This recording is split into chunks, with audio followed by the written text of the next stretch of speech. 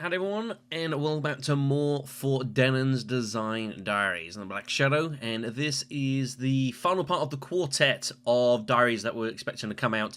This one by Mr. Phil Amelin, which is the last name that was mentioned by Paul back in Design Diary 1. So this one is going to be talking a lot about the command feature. This is a brand new mechanic that we've never seen before, being introduced with Bloodlines. It's one that I have good thoughts about, but also there is a concern as well. I'll get into that a little bit later on here. But this is effectively a new addition to the various Imperium cards that we get into the game, where if you finish a round with at least 6 persuasion or more, you get bonus effects. That's the long and short of it. And Phil is going to be one talking us through all of this. Before we get started as well here, I just want to say whoever, and I've said this before, I know, whoever does all the art design for this game, they are absolutely awesome and deserve all of the money. So, swinging on down here.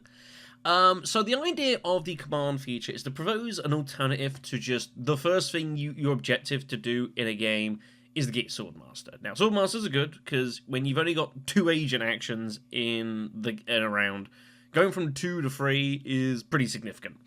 It lets you just do more things generally. It lets you stall out players, lets you deceive them, lets you get more information. There's all sorts of reasons you want to get a third agent in a worker placement game. It's absolutely huge. However, there are times where players will go High Council before the Swordmaster, rather taking the extra persuasion reveal instead of getting hold of the extra agent action. There are occasions where you might want to do this, maybe if you're going for an early Spiceless flow, if there's a big card out in the row, like, say, Lady Jessica, Quizzes Haderach, going into Uprising, that is going into, you know, if you want to go maybe for Stilgar a little bit short, a Steersman, all that sort of thing here. But the times that happens is pretty rare. I think if I was to sit here and say, if I said 10% of games, someone goes to High Council or Swordmaster, like, optionally, like, they had the choice to go for both and went High Council, that's probably being generous, quite frankly. Sometimes people go High Council because they were going to go Swordmaster and got blocked, but people just openly going High Council is very, very rare to happen. And I'm totally cool with any attempt to try and make that a little bit more common. I think the other issue that people kind of are hesitant to do this as well is that it's all well and good you get, say, you know, you bump yourself maybe from like 6 to 8 persuasion to get hold of Steersman, for example. Great, you've got an awesome card. But what are you doing beyond that? And I think that is the problem. That persuasion doesn't always feel that useful. One of the kind of the dark arts of playing Dune Imperium is kind of knowing when you need a high persuasion. You know, if it's like a row, there's kind of lots of cheap cards no one really wants. Having 5 or 6 persuasion every round is kind of useless because you're not really doing anything. So you kind of got like have a high round swing to get Spiceless flow, and then the next round you don't care. You know, that's kind of what the arts of the game. So this is an attempt to kind of like encourage still hitting that middle ground by giving these additional benefits. Yeah, I think the general principle of doing this, I think, is super awesome. So here's an example of one of the cards we're going to be seeing in Bloodlines here. I believe where normally you just get a persuasion, but if you finish with a total of 6 or more, and that does include this card as well, you get yourself 2 garrison troops as well. There's all sorts of variety effects that we'll be going through here. As a general concept, I think it's really cool. I think it's an interesting kind of side idea. I think it's also nice, and it allows for, if you decide to go High Council before Swordmaster, you've got less actions, but they're a lot punchier. And it's not just like, okay, you've got it for this one round, now what the hell are you going to do? You know, it's something that is still rolling along, you're still getting some kind of benefits along there. So I think, as just a general concept, I think it's a great idea, and it's something that's nice to kind of explore taking a different route in Dune Imperium, rather than like going for the usual Swordmaster and working out from there. So Phil then goes on to talk about kind of some of the design ideas behind the Imperium cards that we're going to be seeing. And it's very clear, and we notice as well in our Spy Satellites podcast that's coming out, that quite a lot of the cards are kind of based upon scenes and things that you see from the movies. And you know what? There's absolutely no reason to not do that, quite frankly. This has been the case anyways from going back into Base Dune Imperium, with its expansions as well. The movies, of course, are very well known. They're a big source material in regards for just kind of like general ideas. They've already designed all these kind of screenshots for you. You've just kind of got to retroactively kind of make them work. And so why the hell not do it? You already got all, it's all fiction anyway, so I think totally makes sense. And then maybe if you can find kind of design ideas for your card outside of that, that's certainly very cool. Here's another one that's quite interesting here. Pointing the Way. 6 Costa, by the way. Very, very expensive. Allowing you to generate sandworms if you have got cards. Generate sandworms? Generate intrigues if you've got sandworms in the conflict. But yeah, look at the reveal here. 1 persuasion, 2 swords, already not too bad. But if you can get up to the 6 persuasion for the command ability, you get a wild bump. That's huge. It's absolutely huge in Uprising. That is a very, very powerful effect. And if we come on down a little bit further here, this is another one that I wanted to show off. And this one has been getting some conversation, quite frankly. Because this card might potentially be a little bit wild here. Engineered Miracle.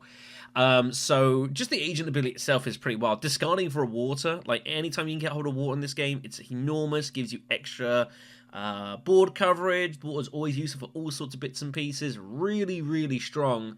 However, interesting command effect here. So if you can get to the 6, you can trash this card to just take a card from the Imperium Row. Anything you want. So if you're struggling to get hold of like that actual 7/8 persuasion point for whatever reason, Engineered Miracle can be a way to kind of like circumvent that a little bit and sacrificing this in order to take that away from someone. I would suggest though that odds are if you get into 6 you can probably find the 7/8 anyway, but sometimes you just get kind of weird draws where you just need to take the action, you got to sacrifice it. Well, this gives you that back opportunity, so I think that is super duper cool. Just looking at the text as well here. We tried letting you copy the reveal box of a card from the Imperium Row, which sounded cool, but in practice was usually just a little more persuasion. Yeah, this is something that is not unheard of. We have had copying abilities before. We've had Gola from the Immortality expansion that lets you kind of copy the agent box of the other card. Basically, it just duplicates itself. And then we have had, what's the Talaxu card? Oh, I can't remember the name of it.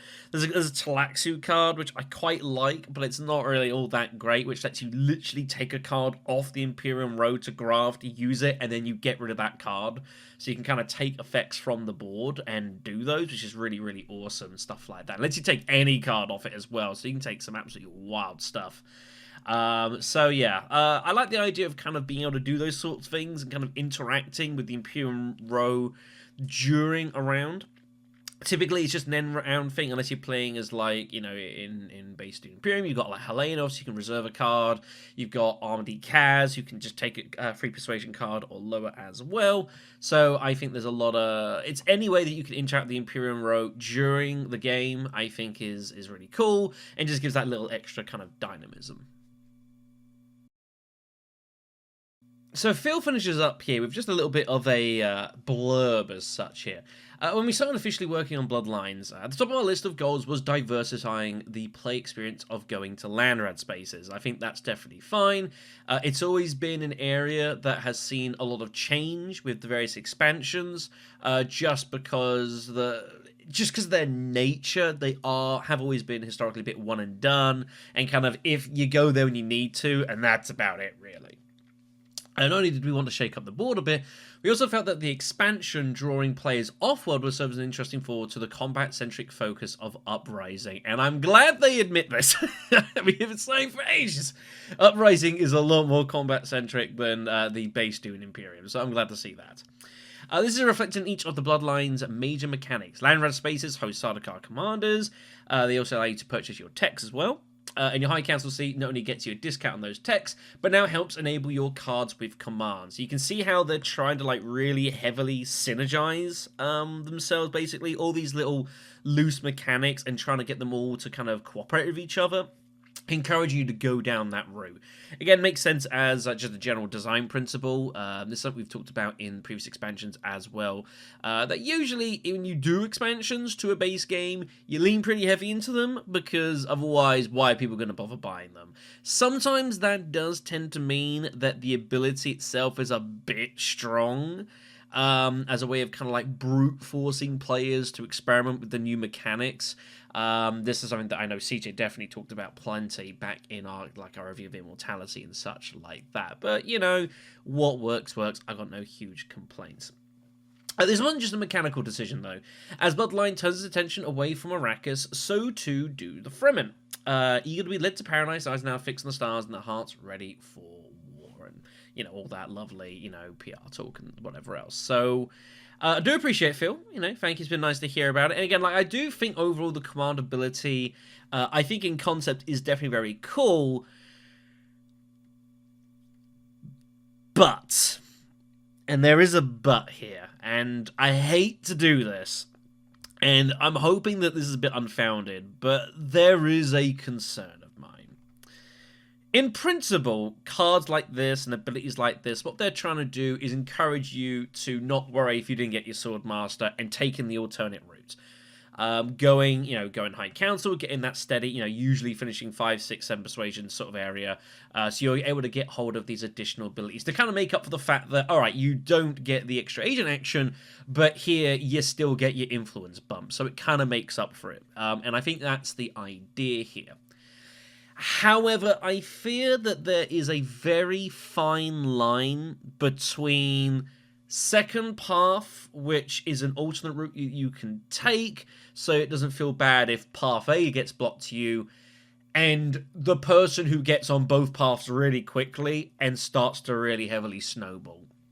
One of the things that we talked about in our review, me and CJ did, is that this game can be sometimes a bit of a win more game.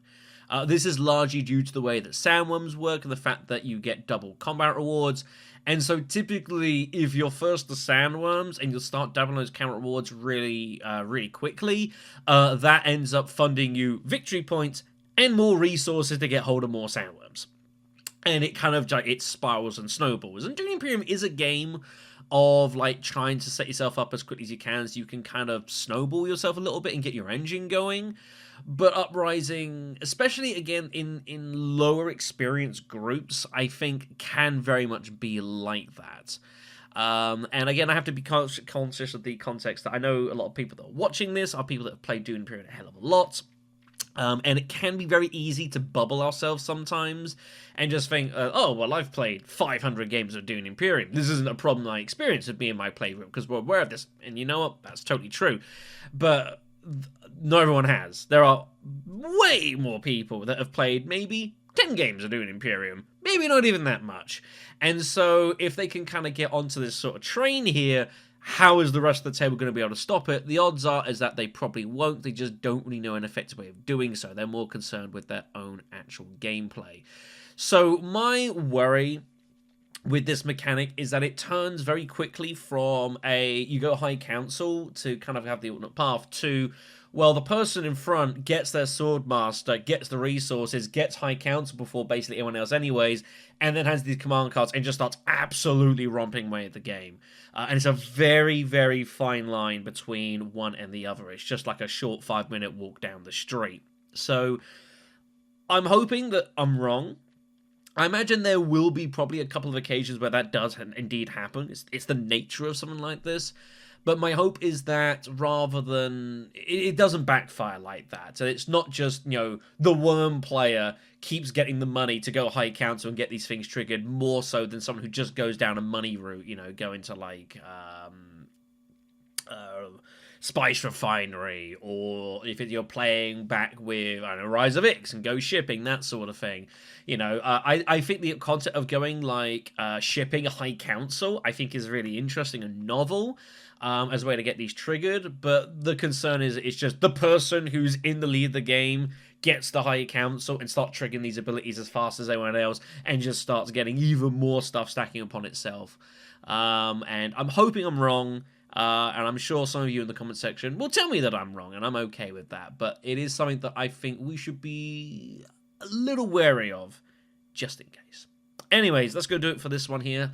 Hopefully, with any luck, that might be the end of these these design diaries for a few days or so. Shadow here has got to get himself ready for a home move in the next weeks, and I want to have internet access for a little bit. So if you could do me a solid, Paul, and just like not put anything out till like Christmas, that'd be great. Probably not how this is going to work, though, and I do accept that. Anyways, thank you so much for watching and listening. If the Spice Outlights podcast hasn't come out already with me and CJ, then it will be doing so very, very shortly. I know the work's been going on with that. We also have, coming in a few weeks or so, and I haven't really talked about this very much, and none of us have, but there is a big collaborative project with myself, CJ, and a couple of other Dune Imperium content creators that is going on in the background, and so hopefully that will be seeing the internet in a few weeks or so, but I will be not giving any real information on what that is because Christmas surprises, you know? You're not meant to know what Santa's giving you for Christmas. Anyways, have a good one, kids. Take care of yourselves. We'll see you very, very soon.